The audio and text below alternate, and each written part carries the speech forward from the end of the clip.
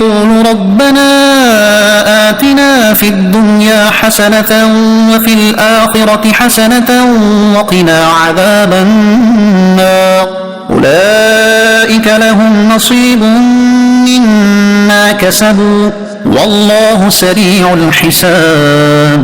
ترجمہ، اور کوئی یوں کہتا ہے کہ اے ہمارے رب ہمیں دنیا میں بھلائی عطا فرما اور ہمیں آخرت میں بھی بھلائی عطا فرما اور ہمیں دوزخ کے عذاب سے بچا، ان لوگوں کے لیے ان کے کمائے ہوئے اعمال سے حصہ ہے اور اللہ جلد حساب کرنے والا ہے۔ وَمِنْهُمْ مَنْ يَقُولُ، اور کوئی یوں کہتا ہے۔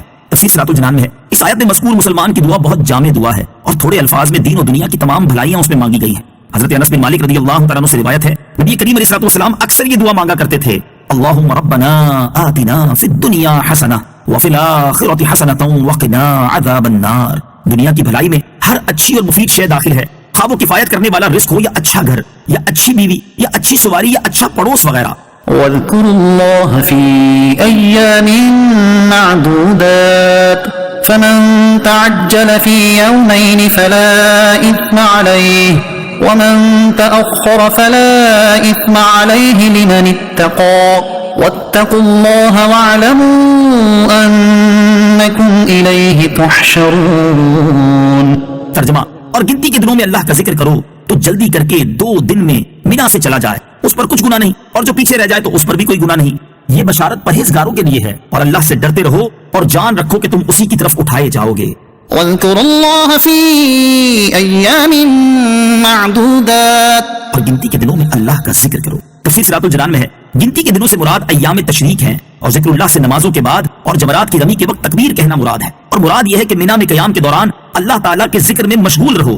فمن تعجل في يومين، تو جو جلدی کر کے 2 دن میں چلا جائے۔ تفسیر صراط الجنان میں ہے، 10، 11، 12 اور 13 ذوالحجہ، ان 4 دنوں میں مینا میں جمرات پر رمی کی جاتی ہے۔ 10 تاریخ کو صرف ایک جمرہ کی اور بقیہ تاریخوں میں تینوں جمرات کی۔ 13 تاریخ کو بھی رمی تو ہے، لیکن اگر کوئی شخص 12 تاریخ کی رمی کر کے مینا سے واپس آ جائے تو اس پر کوئی گناہ نہیں، اگرچہ 13 کو رمی کر کے واپس آنا افضل ہے۔ یہاں 2 دنوں میں رمی کر کے چلے جانے سے مراد 10 ذوالحجہ کے بعد 2 دن ہیں۔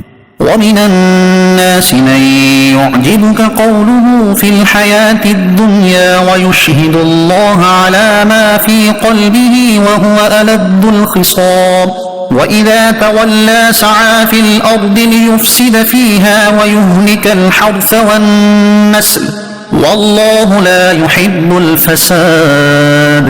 ترجمہ، اور لوگوں میں سے کوئی وہ ہے کہ دنیا کی زندگی میں اس کی بات تمہیں بہت اچھی لگتی ہے اور وہ اپنے دل کی بات پر اللہ کو گواہ بناتا ہے، حالانکہ وہ سب سے زیادہ جھگڑا کرنے والا ہے، اور جب پیٹ پھیر کر جاتا ہے تو کوشش کرتا ہے کہ زمین میں فساد پھیلائے اور کھیت اور مویشی ہلاک کرے، اور اللہ فساد کو پسند نہیں کرتا۔ من یعجبک قولہ، جس کی گفتگو تجھے اچھی لگتی ہے۔ تفسیر صراط الجنان میں ہے، شان نزول، یہ آیت اخنس بن شریق منافق کے بارے میں نازل ہوئی، جو حضور پاک صلی اللہ علیہ وسلم کی خدمت میں حاضر ہو کر بہت لجاجت سے میٹھی میٹھی باتیں کرتا تھا اور اپنے اسلام اور آپ علیہ الصلوۃ والسلام کی محبت کا دعویٰ کرتا اور اس پہ قسمیں کھاتا اور در پردہ فساد انگیزی میں مصروف رہتا تھا۔ اس نے مسلمانوں کے مویشیوں کو ہلاک کیا اور ان کی کھیتوں کو آگ لگائی تھی۔ یہاں مجموعی طور پر جو خرابیاں بیان کی گئی وہ یہ ہیں، نمبر 1، ظاہری طور پر بڑی اچھی باتیں کرتا، نمبر 2، اپنی غلط باتوں پر اللہ کو گواہ بنانا، نمبر 3، جھگڑالو ہونا، نمبر 4، فساد پھیلانا، نمبر 5، لوگوں کے اموال برباد کرنا، نمبر 6، نصیحت کی بات سن کر قبول کرنے کے بجائے تکبر کرنا۔ یہاں آیت مبارکہ میں اگرچہ خاص منافق کا تذکرہ ہے، لیکن یہ آیت بہت سے لوگوں کو سمجھانے کے لیے کافی ہے۔ ہمارے معاشرے میں بھی بہت سے لوگ ایسے ہیں جن کی زبان بڑی میٹھی ہے، گفتگو بڑی نرمی سے کرتے ہیں، بڑی عاجزی کا اظہار کرتے ہیں، لیکن در پردہ دین کے مسائل میں یا لوگوں میں یا خاندان میں فساد برپا کرتے ہیں اور ہلاکت و بربادی کا ذریعہ بنتے ہیں۔